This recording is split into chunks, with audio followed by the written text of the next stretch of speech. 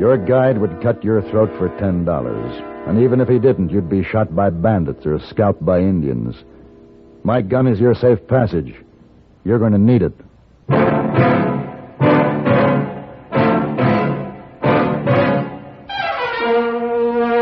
Have Gun, Will Travel. Starring Mr. John Daner as Paladin.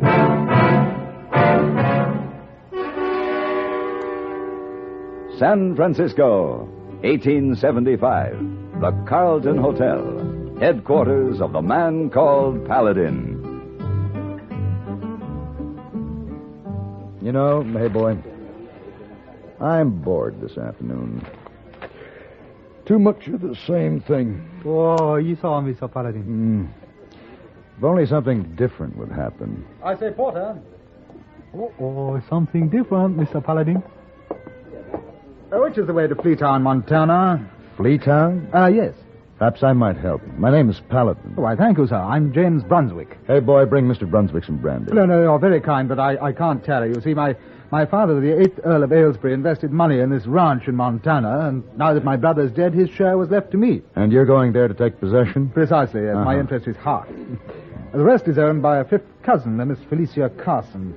But I must make arrangements to get there quickly. A lone woman attempting to run a large ranch. Well, you understand. Yes, of course. I imagine she'll be pleased to have a man's help. Oh, quite. Yes. Well, I'll hop a train, and I'll just pop in on her in a day or two. 3 weeks will be closer to the truth. Oh? The train will drop you about 200 miles from Fleetown. From there on, it's horseback over the mountains. Oh. Well, then in that case, I might do a bit of hunting. I shall hire a guide. And he'll cut your throat for your money. Good gracious. No, you couldn't do it alone. You get lost, shot by bandits, or scalped. Well, it's rather awkward. What's the solution? This. Have gun will travel. Oh, I say. I mean, the gun, is it necessary? Not always. Sometimes it's mighty useful.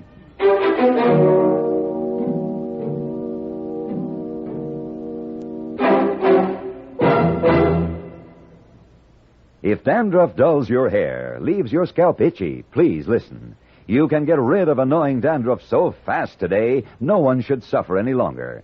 With Fitch Dandruff Remover Shampoo, unsightly dandruff's gone in 3 minutes. It's the quickest, easiest of all leading shampoos. Besides that, using Fitch regularly is guaranteed to keep embarrassing dandruff away. Simply apply in the unique Fitch manner. Before you wet hair, rub in 1 minute. This way, Fitch shampoo penetrates right down to the scalp. Next, add water. Lather 1 minute to wash every trace of dandruff out of your hair. Then rinse 1 minute. All that loosened dandruff goes down the drain. In 3 minutes with Fitch, 1 rubbing, 1 lathering, 1 rinsing, dandruff's gone. And while removing dandruff, Fitch can also brighten hair up to 35%. To get rid of dandruff problems forever, brighten hair too, use Fitch regularly. Get Fitch Dandruff Remover Shampoo today, only 59 cents.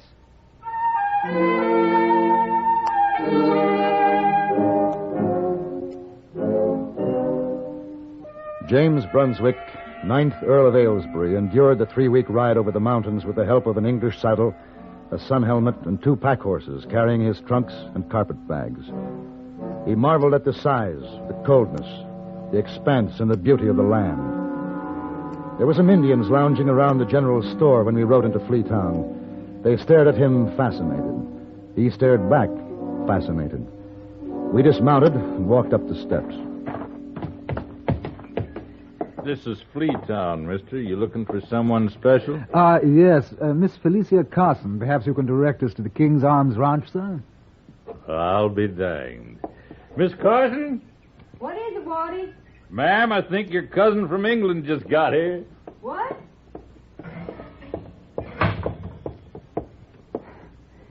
You James Brunswick? Yes, that's right. Oh.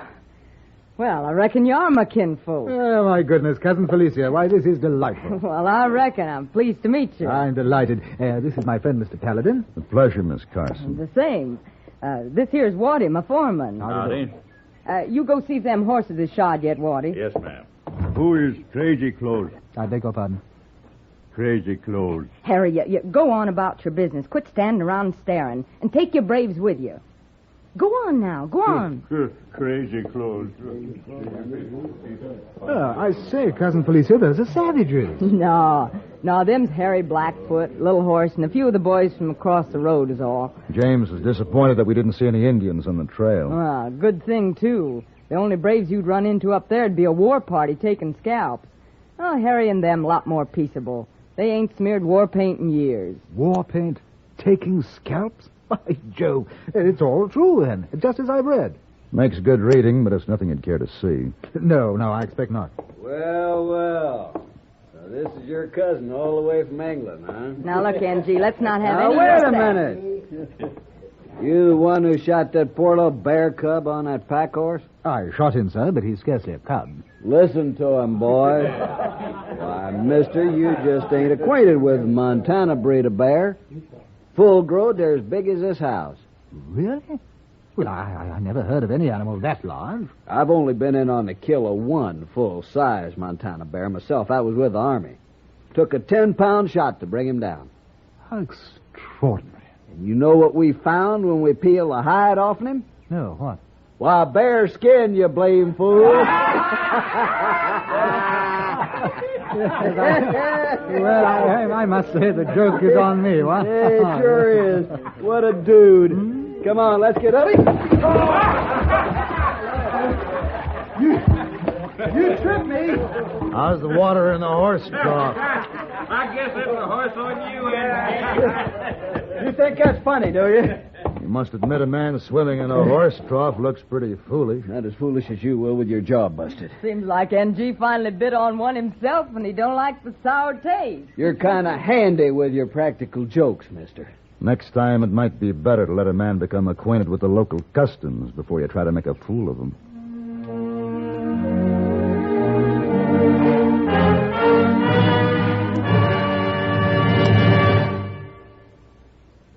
In the 1800s, the Monroe Doctrine dictated that Americans put a wall between themselves and the world. Today, however, times have changed. From city dweller to farmer, Americans know they are part of the world and close to it. And the more they can find out about it, the better. That's why the broadcasts of Edward R. Murrow and Lowell Thomas are so popular. Each of these internationally known newsmen has a wide background in the history, the politics, the economics on which current events are built. Whether you're interested in high-level affairs of state abroad, economic developments here at home, or the latest advances of science, you'll find them presented clearly and understandably by Murrow and Thomas, with the touch of wit or human interest that has won them listeners everywhere in the world. If you're not already addicted to the news, as CBS Radio presents it nightly, start this week to follow the broadcasts of Edward R. Murrow and Lowell Thomas. They're both heard Monday through Friday on most of these same CBS stations.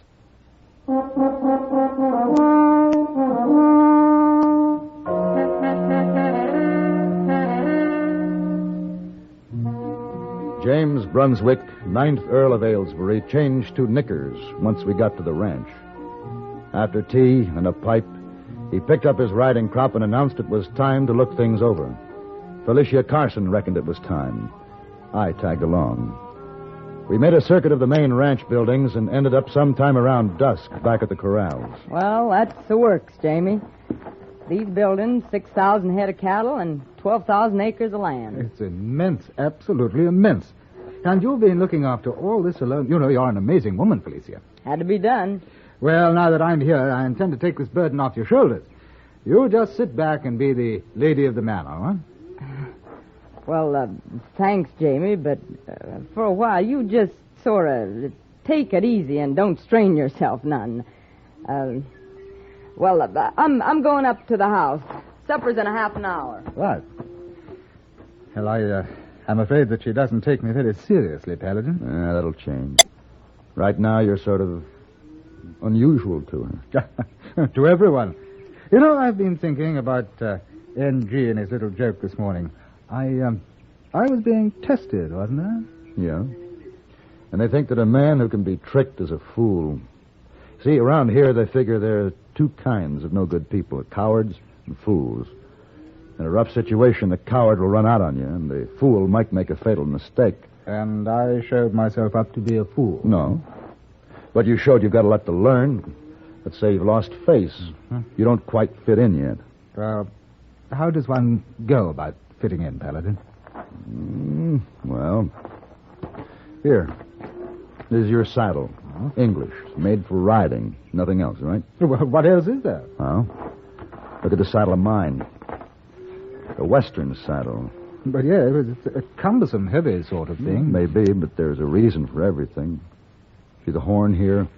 The tie post when roping cattle, and elbow rest for a man in the saddle all day. I see. And the height and the slope of the cattle here. See that? I figure to give a man the most comfort and the best brace through a day's work. Oh, the rigging, the cinch, the stirrup leathers are all designed to contribute something useful. There isn't a piece of leather on this saddle that isn't needed. Well, I must confess, I thought it was an unwieldy piece of business. No, nothing on the frontier is without a definite purpose. No individual is without a definite purpose either. Survival's too difficult. Everything and everyone must contribute something, and you'll just have to find the thing that you have to contribute. I say, Paladin, look. Yeah, but they're attacking us. They shouldn't be hostile here. They're showing themselves too openly. Oh, no. You see, they're firing in the air. Hey, they put down that rifle. Well, why did you knock the rifle? Shut up, you hit him. Come on. Well, it looks like... Well, that's the one, Harry Blackfoot. All right, now, hold still, Harry. Let me see. Why, crazy Now, you Claude. just take it easy now. Of all the fool tricks, screaming like a bunch of medicine show squaws. It serves you right, Harry. Hey, can I help? NG say it was a joke. Everybody have fun. NG say. High in the chest. It's a bad one. You do this, Englishman? I'm sorry. I didn't know it was a joke. Take him to the house. No, we take care of our chief. Well, I can't tell you how sorry I am. Why couldn't you wait and find out what it was about before you... Oh, never mind. We'll go into town in the morning. Maybe they'll listen to reason. We ain't had no Indian trouble here in years until you come along, you dang fool. She put that kind of strong. What was that you said about a fool? A fool that makes fatal mistakes?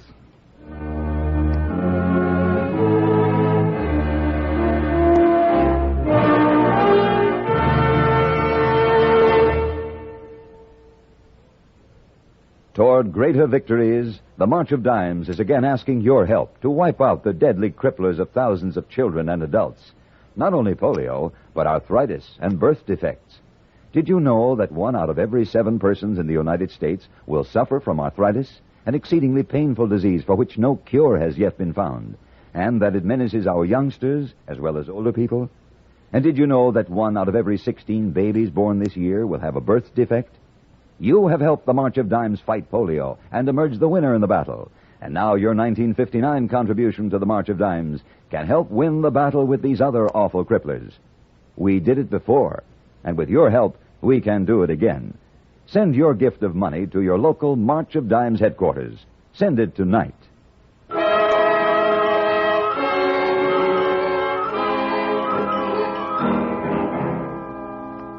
There was tension in Fleetown after Harry Blackfoot was shot.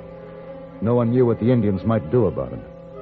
They had him holed up in an old barn, feeding him whiskey and working on his wounds. At least that was the news we got. When are you figuring to leave, Paladin? Tomorrow. Take him back with you for his own good. How long do you think he'd last out here before somebody blows his head off? You could learn if you'd help him. I'm running a ranch, not a school. No, it isn't as if I don't like Jamie. Well, then, don't send him away. This ranch would give him a purpose in life. You need him. To shoot Indians? Would it be better if he'd run away and hid?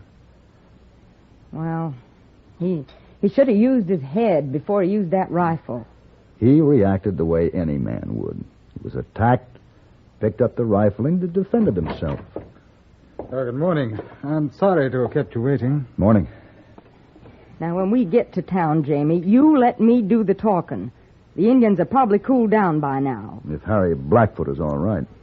NG started this, and it's up to him to stop it. Now, James, I just want you to show up and stand there like you got nothing to be ashamed of. Yes, of course. Oh, I'm sorry. Paladin, I'd appreciate it if you would stay here until we clear up this matter, and then I'd like to return to San Francisco with you. If that's what you want. Well, I believe it would be best for everyone.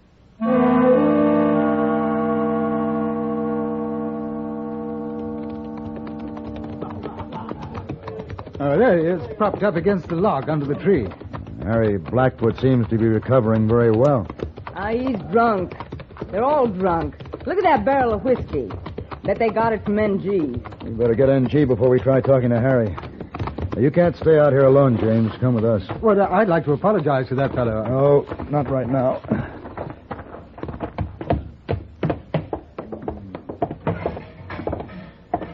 Oh, there you are, you blasted troublemaker. You got the engines all stewed up, the blame fool. Don't you try to squirm out of this, putting all the blame on Jamie. Well, I didn't have anything. NG, you're going out with us now and tell Harry Blackfoot exactly why all this is your fault. My fault. I don't have to explain that to you, NG. Them engines is in no mood to listen to reason now. They'd kill me. If you don't go out there, I'll kill you. Send out Crazy Clothes. Where's my rifle? You kill any one of them, and word will spread to every Indian in the section. And every one of them will be wearing paint in 24 hours. You get out there and tell them to stop it. I can't stop them. They want the Englishman. He's right. Where do you think you're going? Out there, there's little choice, is there? You can't go out there, Jamie. Well, I can't endanger your life or be the cause of an uprising. Stop him. If he can get across the street, maybe he can get to Harry. Paladin, why didn't you stop him? Sometimes a man has things to prove to himself. It's a rundown. They're going to swipe him down and trample him. Oh, no. He's getting up.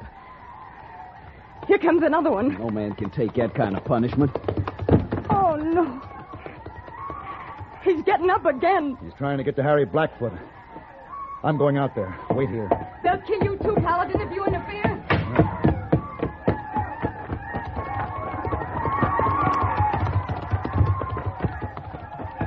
Harry.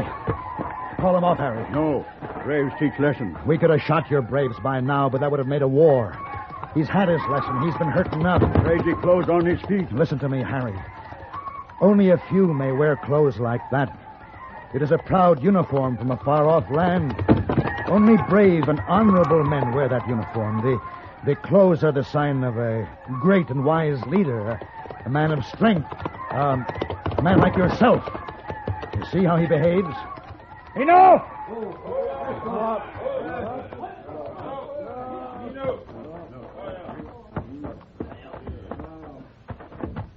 I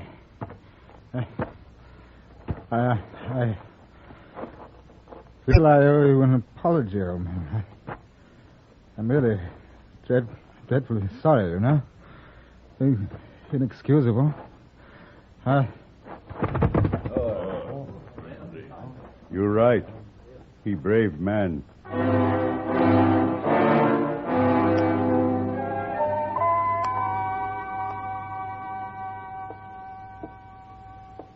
Feeling better, Jamie? Oh, much, thank you. Yes.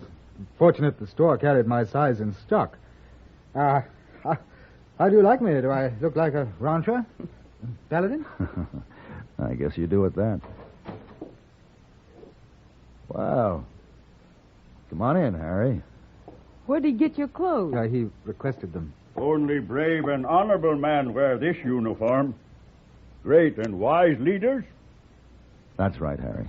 Me and that one, Englishman. No one else? No one else. Good.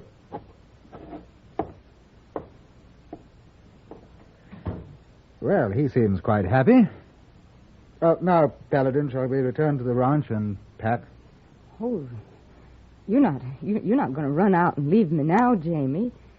You can't do that to me. I'm just a mere little old woman.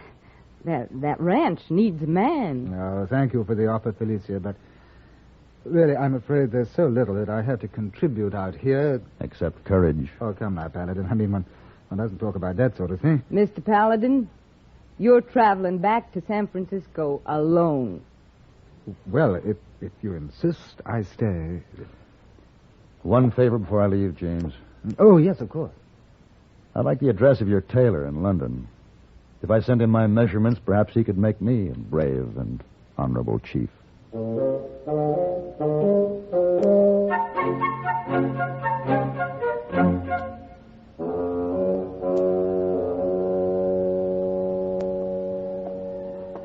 Oh, you buck, Mr. Paladin. But where is man from the bowler hat? He's ranching in Montana. Oh, him? Montana? Oh, he changed clothes. Well, but... Excuse me, please. Can either of you tell me the way to Henrysville, Oregon? Oh, sure. Best is to go to a street at the end of town there. Oregon and Henrysville are a long ways off. Oh. And difficult to get to. Oh, but you see, I really must get to Henrysville. A cousin of mine, a rancher, died. And it's my duty to take over the management of the ranch. Oh, boy. And you've just arrived from England and you're in a hurry. Well, yes, that's quite correct, as a matter of fact. My name is Paladin. May I offer you my service? Would you have garden, will travel? What kind of service? Sit down, please. Hey, boy. A glass of sherry for Miss... Worthshire. Lady Angela Worthshire. For Lady Angela. And hurry. Oh, Esau, get sherry right away. Oh, Lady Angela. Oh, boy. Tally ho, Mr. Paladin. Now, Lady Angela, I think I should tell you... Must you hold my hand? It's an American custom. You must accustom yourself to American customs. Oh. Well, now the service you spoke of. It begins tonight at 8 o'clock. A dinner at Fabre's, then a glass of sparkling wine at the Porter, and then a tour of San Francisco.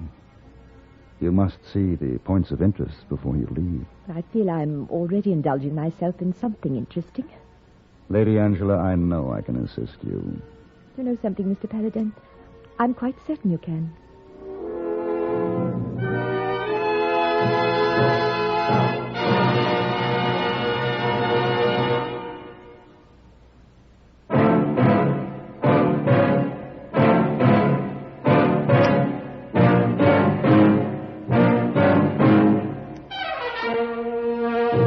Have gun, will travel.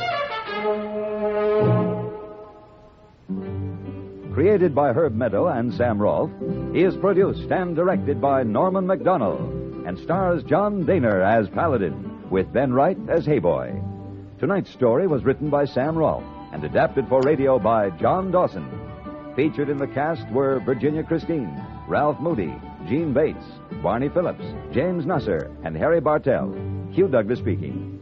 Have Gun, Will Travel salutes station KRMG, Tulsa, Oklahoma, which became CBS Radio's newest affiliate on Monday, January 5th. KRMG covers 93 counties and reaches about 1 million families in the Southwest and operates on 50,000 watts daytime and 25,000 nighttime. Join us again next week for Have Gun, Will Travel.